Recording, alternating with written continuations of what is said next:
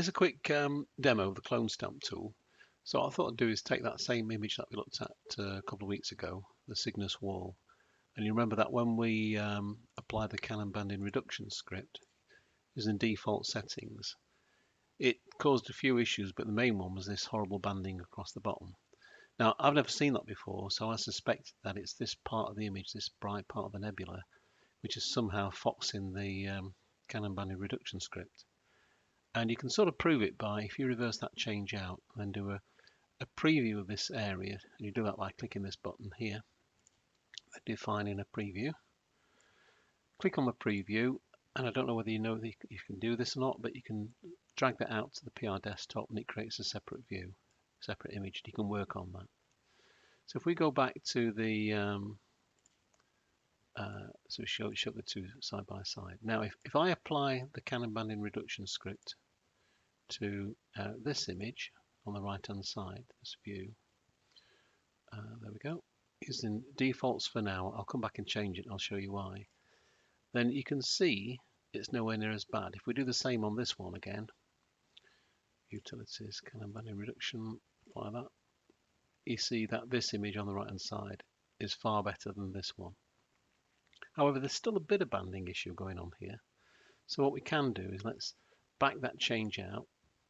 So this is the preview of the original image, and you might not be aware of this, but you can go into the Canon banding reduction script, click on Activate Preview. Let's make this window bigger so we can see what's going on. It defaults to the default value. You can slide this about to get an image that you like. Obviously, I've gone too far there. It's very banded. If we go back to nothing, you can see there's banding. So you can tweak this level so it gives you the image that you're happiest with, and it's probably to my eyes and my monitor. It might look different on your screen. Something around about, maybe say a bit less, possibly about, let's make it 40 just for the sake of it. It's a little bit better, around about 40. So there. So if we apply that, great. Now let's do the same to this one. So we're comparing horses for courses. Now you could go in and do the script this way. Canon banding reduction script. Set this to 40, thereabouts. Click OK. And you can still see, even by having that reduced Canon banding value, you've still got this horrible banding across the bottom, which you can barely see on here. So let's say we were happy with this preview's value here. So what we do is use the CloneStamp tool to copy this preview into here, or parts of that preview anyway. The way we do that is I've got CloneStamp defined down here as a process, but if you've not used it before, you can go to Process, All Processes, CloneStamp, and the first thing it's asking for you for is a target view, because it says no target view selected.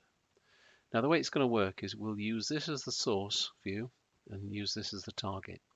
So if you click anywhere in this image, just there for example, it's now recognized this as the target, and we now need to define a source point somewhere in here. Now we have to pick a certain point that we can recognize within this view on this one as well. So let's pick this faint star down here, and let's get the same star visible on here as well. So these two are roughly the same.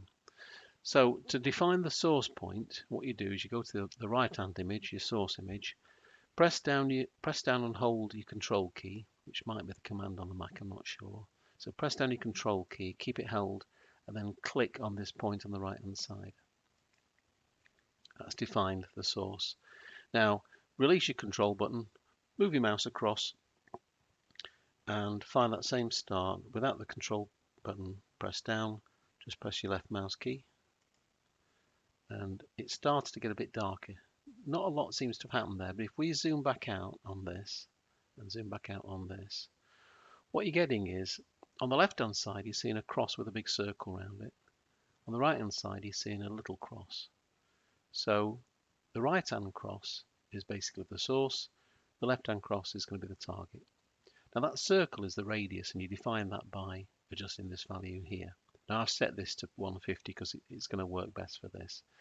You can also adjust these two sliders. There's the softness, which ranges from hard to soft, and I chose somewhere like there. And the opacity ranges from 100% opacity down to 0. Again, choose something like just something like that, those values there. Now, what happens now is if I look on the left hand side, if I press and hold the left mouse button down and start moving across, you can see what's happening. It's copying the right hand image over to the left hand image. Now be careful, I would say, not to go over these lines, these green preview lines, because you might end up with a contrast difference, a contrast line which is hard to remove. So I did that as one go. You can actually just do individual clicks. If you're unhappy about your change, you can back it all out by pressing this button here, undo all.